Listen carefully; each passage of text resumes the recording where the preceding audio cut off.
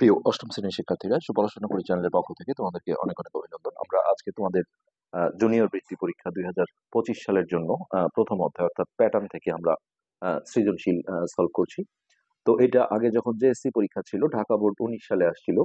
তো ম্যাক্সিমাম আসলে এই কোয়েশ্চেন গুলো তোমরা সলভ করলেই কিন্তু বৃত্তি পরীক্ষায় কমন পাবে বলে আমরা আশা করি। তো আজকে আমরা এই প্রথম সৃজনশীলটা করার চেষ্টা করব। এখানে উদ্দীপকে দেখো একটা প্যাটার্ন দেওয়া আছে, 7, 13, 19, 25 ডট ডট ডট একটি প্যাটার্ন। ক নম্বরে চাওয়া হয়েছে 325-কে দুটি ভিন্ন উপায়ে দুটি বর্গের সমষ্টি রূপে প্রকাশ করো। তো আমরা এই অধ্যায় কিন্তু আসলে পুরোটাই আমাদের এই চ্যানেলে করা আছে। হ্যাঁ, তোমরা দেখতে গেলে এই ভিডিও নিচে প্লে লিস্টের লিঙ্ক পেয়ে যাবে, সেখান থেকে অধ্যায়ের ক্লাসগুলো দেখতে পারো। প্লাস আমরা বৃত্তি পরীক্ষার জন্য আলাদা প্লে লিস্ট করে দিচ্ছি, সেটাও তোমরা এই ভিডিও নিচে প্লে লিস্টের লিঙ্কটা পেয়ে যাবে।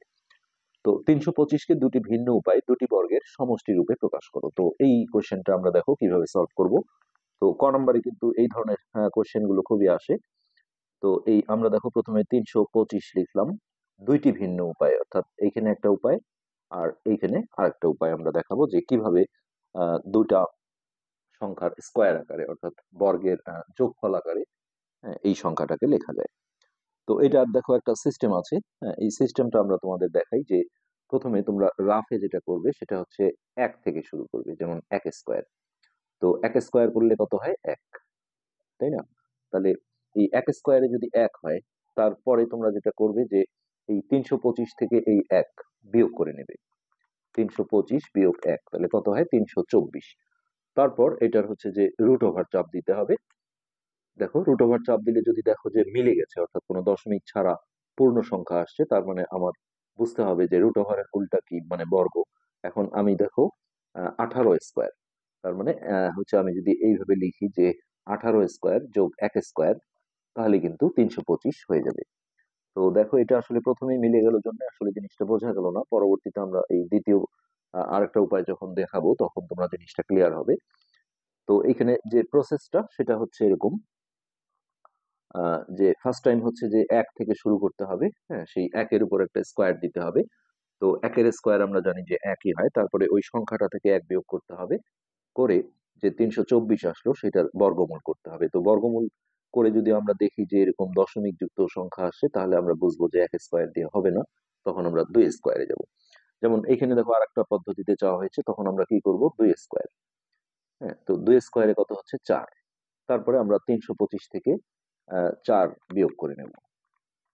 তো কত হয়? 321। এখন আমি যদি এই যে রুট ওভার চাপ দিয়ে ইকুয়াল দিই, এই যে এখানে দেখো দশমিক যুক্ত আসছে, তখন আমরা বুঝবো যে 2 স্কোয়ার দিয়ে হবে না। এরপরে আমরা আস্তে আস্তে উপরের দিকে যাব। 3 স্কোয়ার, 3 স্কোয়ারে হচ্ছে 9। তারপরে 325 থেকে আমরা 9 বিয়োগ করে নেব, নিয়ে রুট ওভার চাপ দিয়ে ইকুয়াল চাপ দিলে এটাও দেখো দশমিক আসছে, তাহলে এটাও হলো না। এরপরে আমরা 4 স্কোয়ারে যাব, 4 স্কোয়ারে হচ্ছে 16। তাহলে 325 থেকে -16 ইকুয়াল দিয়ে রুট ওভার দিয়ে আবার ইকুয়াল চাপ দিলে এটাও দেখো দশমিক আসছে, তাহলে এটাও হবে না। এইভাবে আস্তে আস্তে বড় সংখ্যার দিকে যেতে হবে। তো এরপর মাঝে কোনো সংখ্যা ছাড়া যাবে না, কেননা কোনটাতে হবে সেটা আসলে বোঝা যায় না। 5 স্কোয়ারে হচ্ছে 25। তাহলে এই 325 থেকে আমি যদি 25 মাইনাস করি, তাহলে হচ্ছে 300, রুট ওভার দিয়ে সমান চিহ্ন দাও, এটাও দেখো দশমিক, তাহলে এটাও হলো না। এরপরে আমরা 6 স্কোয়ারে, 6 স্কোয়ারে হচ্ছে 36। তারপরে 325 থেকে 36 মাইনাস করব, করে রুট ওভার চাপ দিয়ে ইকুয়াল দিলে দেখো এই যে এটা 17 চলে আসছে। তার মানে 6 স্কোয়ারে আসলো 36, আর তার সাথে আমরা দেব হচ্ছে ওই যে যেটা পূর্ণ সংখ্যা দেখাবে তার উপর স্কোয়ার। হ্যাঁ, অর্থাৎ এখানে যেহেতু যোগ সম্পর্ক, আমরা যে কোনো একটা আগে লিখতে পারবো। তাহলে এটা আমাদের হচ্ছে 6 স্কোয়ার যোগ 17 স্কোয়ার। তো এটা আমরা যদি পরীক্ষা করি, দেখো 17 স্কোয়ারে কত হয়? 17 গুণন 17, তাহলে 289, আর 6 স্কোয়ারে হচ্ছে 36 যোগ 36, এই যে দেখো 325 চলে আসছে। এটাকে কিন্তু আরো ভিন্ন উপায়ে করা যাবে। তো এখানে দুটো উপায় চাওয়া হয়েছে, আমরা দুটো উপায় দেখিয়ে দেব। তো এরপর আমরা খ নাম্বারটায় আসছি। যে কোনো সংখ্যা এই জিনিসটা চাইলে তোমরা এইভাবে করতে পারো। আচ্ছা, খ নম্বরে যেটা চাওয়া হয়েছে যে প্যাটার্নটিকে একটি বীজগাণিতিক রাশির মাধ্যমে প্রকাশ করে 52তম পদ নির্ণয় করো। তো বীজগাণিতিক রাশি বলা হয় যে এই ধরনের, যেটার সাথে ক থাকে, কোনো সংখ্যা থাকে, যোগ বিয়োগ আকারে কিছু থাকে। তো এটা করার যে সিস্টেম আমরা সেটা দেখাই, সেটা হচ্ছে প্রথমে প্যাটার্নটা আমাকে তুলে নিতে হবে। তো এই প্যাটার্ন তোলার যে সিস্টেম, হ্যাঁ, সেটা হচ্ছে প্রথমে লিখতে হয় প্রদত্ত প্যাটার্নটি, অথবা তালিকার সংখ্যাগুলো লিখতে পারো, প্রদত্ত প্যাটার্ন। তো আমাদের প্যাটার্ন ছিল 7, 13, 19, 25, তারপরে এইভাবে ডট ডট। প্যাটার্ন কিন্তু অবশ্যই লাস্টে ডট ডট চিহ্ন দিতে হবে। ওকে, এখন এইখান থেকে আমরা পাশাপাশি দুটো সংখ্যার পার্থক্য বের করব। দেখো, তো পার্থক্যগুলো এইভাবে আমরা লিখবো যে পাশাপাশি দুটি সংখ্যার পার্থক্য। পার্থক্য মানে কি? বিয়োগ। অর্থাৎ এই যে 13 থেকে 7 বিয়োগ করলে দেখো 6 হয়। একইভাবে 19 থেকে যদি আমরা 13 বিয়োগ করি, 14, 15, 16, 17, 18, 19, এটাও 6 হয়। তারপর 25 থেকে যদি আমরা 19 বিয়োগ করি, 20, 21, 22, 23, 24, 25, এটাও 6 হয়। এখানে আর ডট ডট হবে না। এরপরে এখানে একটা লাইন লিখতে হবে যে প্রতি ক্ষেত্রে তোমাদের যে বীজগাণিতিক রাশিগুলো চাবে, তোমরা খেয়াল করে দেখবে যে সমস্ত সেই বীজগাণিতিক রাশির এই প্যাটার্ন গুলোর এই পার্থক্যগুলো পাশাপাশি সংখ্যাগুলোর একই থাকে। 3 হলে সবই 3 হবে, 4 হলে 4, 5 হলে 5, 6 হলে 6। তো এখানে আমরা লিখবো প্রতি ক্ষেত্রে পার্থক্য 6। এবার দেখো, আমি একটা সুন্দর বুদ্ধি দিয়ে দিই। এই পার্থক্য যত আসবে তোমরা রাফে তার সাথে একটা ক লাগিয়ে নেবে, যেমন 6 ক। এরপর এইখানে কয়ের মানটা তোমরা যদি 1 বসাও, তাহলে মনে রাখতে হবে প্রথম পদটা আসতে হবে, 2 বসালে দ্বিতীয় পদ, 3 বসালে তৃতীয় পদ, 4 বসালে চতুর্থ পদ, যে কোনো একটা চেক করলেই হবে। যেমন আমি যদি এখানে 1 বসাই, তোমরা জানো যে এখানে গুণ সম্পর্ক আছে, মাঝখানে কোনো চিহ্ন না থাকলে, তাহলে 6 গুণন কয়ের মান 1, তাহলে কত হলো? 6 অক্ষে 6। তাহলে 1 বসালে আমাকে প্রথম পদটা মিলাইতে হবে, তাহলে এখানে আছে কত? 7। তাহলে আরো 1 লাগে, 6 অক্ষে 6, 6 একে 7। তার মানে এই যে 6 ক ছিল, এর সাথে আমি যদি একটা যোগ 1 দিই, এটাই কিন্তু আমার বীজগাণিতিক রাশি। তো এটা আসলে একবারে দেখানো যাবে না, যেহেতু এখানে 4 নাম্বার থাকে। তো আমি দেখো এখানে যে আমি 6 ক লিখেছিলাম, এখানে আমি যদি 2 দিয়েও দেখি, যে কয়ের মান যদি আমি 2 বসাই, তাহলে 6 দুগুণে 12। হ্যাঁ, 2 বসালে আমার দ্বিতীয় পদ মেলাতে হবে, এখানে আছে 13, তার মানে 1 যোগ। যেভাবেই বসাও একই আসবে। তো আমরা দেখাবো কিভাবে। এখানে আমরা এইভাবে লিখবো যে প্রথম পদ, ওই যে প্যাটার্নের প্রথম পদটা 7। তাহলে প্রথম পদ মানে হচ্ছে কয়ের মান 1। আমাদের রেজাল্ট কিন্তু এটাই। এইখানে আমরা দেখো কয়ের মানটা 1 বসিয়ে দেখাবো যে 6 গুণন 1 যোগ 1। দেখো 6 কে 6, 6 রেখে 7। উপরে যে কটা পদ আছে মোটামুটি সবগুলো দেখালে ভালো হয়। দ্বিতীয় পদ হচ্ছে 13, তাহলে দ্বিতীয় হলে কয়ের মান হবে 2। এই জায়গাটা আমরা 2 বসিয়ে দেখাবো যে 6 গুণন 2 যোগ 1। তাহলে 6 দুগুণে 12 আর একে 13। তারপর তৃতীয় পদ হচ্ছে 19।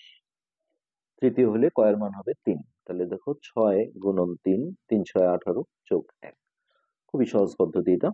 এরপর চতুর্থ পদ 25। তাহলে চতুর্থ হলে কয়ের মান হবে 4। তাহলে 6 গুণন 4 যোগ 1। এই লাস্ট লাইনে গিয়ে আমরা বলে দেবো যে অনেকে যেমন কতম পদ লেখে, তাও লেখা যাবে, অথবা সরাসরি তোমরা বলতে পারো যে বীজগাণিতিক রাশি, বীজগাণিতিক রাশি। ওই যে আমরা রাফে প্রথমেই যেটা বের করেছিলাম, 6 ক যোগ 1। তো এটি কিন্তু আমাদের বীজগাণিতিক রাশি। তো এখান থেকে আবার বলা হয়েছিল কি, বীজগাণিতিক রাশির মাধ্যমে প্রকাশ করে 52তম পদ নির্ণয় করো। তো এই বীজগাণিতিক রাশিটা এমন একটা জিনিস যেখানে তুমি কয়ের মান যাই বসাবে তততম পদ পাবে। যেমন দেখো, কয়ের মান 1 বসালে প্রথম পদ আসে, 2 বসালে দ্বিতীয়, 3 বসালে তৃতীয়, এইভাবে। তাহলে এখানে আমি কয়ের মান যদি 52 বসাই, তাহলে কিন্তু আমরা 52তম পদটা পেয়ে যাব। তাহলে এইখানে লিখি যে 52তম পদ, তাহলে 6 গুণন 52 যোগ 1। তো অবশ্যই আমাকে গুণনের কাজটা আগে করতে হবে। 6 দুগুণে 12, 2 হাতে 1, 5 6 30 আর একে 31, 312 যোগ 1। তো এটা আমরা রেজাল্ট পাবো হচ্ছে 313। তো এটি কিন্তু আমাদের উত্তর। এই হয়ে গেল খ নাম্বার। তো এরপর আমরা গ নাম্বারটা দেখি। গ নাম্বারে চাওয়া হয়েছে প্যাটার্নটির 130টি পদের সমষ্টি নির্ণয় করো। তো সমষ্টি নির্ণয়ের একটা সূত্র আছে, তোমরা নিশ্চয়ই সেটার সাথে পরিচিত আছো, যে সমষ্টি সমান হচ্ছে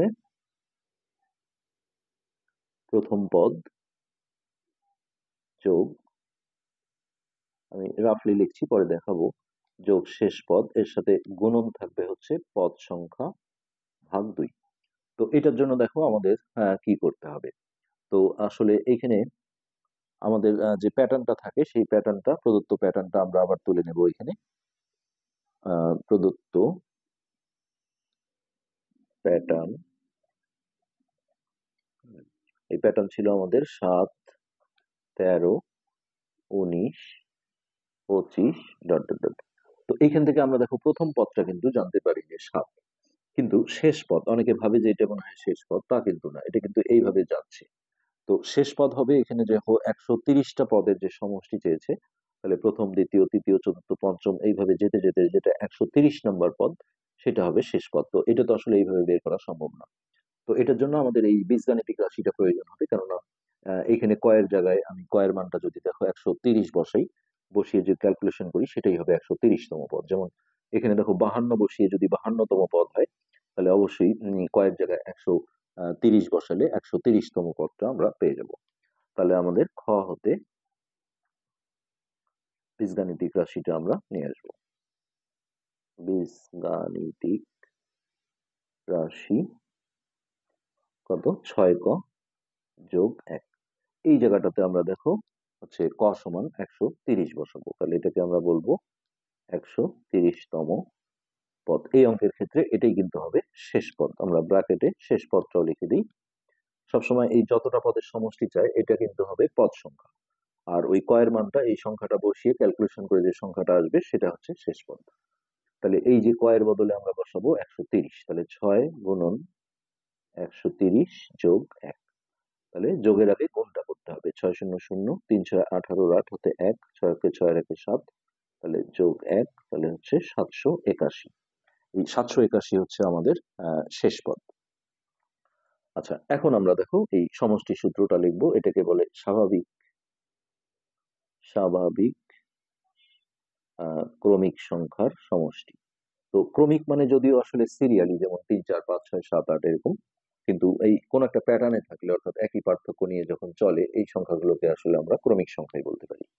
তাহলে স্বাভাবিক ক্রমিক সংখ্যার আমরা সূত্রটা লিখছি সমষ্টি। এখানে তোমরা আমরা জানি লিখতে পারো, আমরা জানি। তাহলে এখানে জায়গা হবে না, আমরা একটু নিচে লিখি। আমাদের সূত্রটা হচ্ছে প্রথম পদ যোগ, এটা মুখস্থ রাখতে হবে, যোগ শেষ পদ, এখানে একটা ব্র্যাকেট আছে, গুণন পদ সংখ্যা ভাগ 2। তো এখানে আমরা উপরে একটু লিখে নেই যে আমাদের প্রথম পদ হচ্ছে কত? 7। প্রথম পদ 7, আর পদ সংখ্যা হচ্ছে এই যে 130। পদ সংখ্যা 130। এবার এই জায়গায় আমরা সব মানগুলো বসাবো। প্রথম পদ হচ্ছে 7 যোগ শেষ পদ হচ্ছে 781 গুণন পদ সংখ্যা হচ্ছে 130 ভাগ 2। তো এটা আমরা দেখো 2 দিয়ে কাটাকাটি বা ভাগ করতে পারি। 2 দিয়ে হচ্ছে 6 দুগুণে 12, 65 বার যায়, নিচের একের কোনো দাম নেই। এবার এইটা যোগ করে তার সাথে এটা আমরা গুণ করে দেবো। তো এটা ব্র্যাকেটের কাজটাই আগে করতে হবে, হ্যাঁ, যোগ হলেও। তাহলে এটা দেখো 7 আর 1 8, 8 7 গুণন 65। তো এটা আমরা ক্যালকুলেটরে যদি গুণ করে দিই, তাহলে আমরা যে রেজাল্টটা পাবো সেটা হচ্ছে 788 গুণন 65, 51220। 51220, এটি কিন্তু আমাদের সিম্পলি গ নাম্বারের অ্যান্সার। খুবই সহজ অঙ্ক। তো ম্যাক্সিমাম এই অধ্যায়ের সৃজনশীলে তোমরা দেখবে যে এই বীজগাণিতিক রাশি গঠনের বিষয়টা কিন্তু থাকবেই। এটা তোমরা মাথায় নেবে ভালো করে। আর এই সমষ্টি বা যোগফল এটাও কিন্তু চাবি, মানে বেশিরভাগ সৃজনশীলে এটা চাই। তো পরবর্তী পার্ট দেখার আমন্ত্রণ রইল। আজকে আমরা এখানে শেষ করছি। ধন্যবাদ।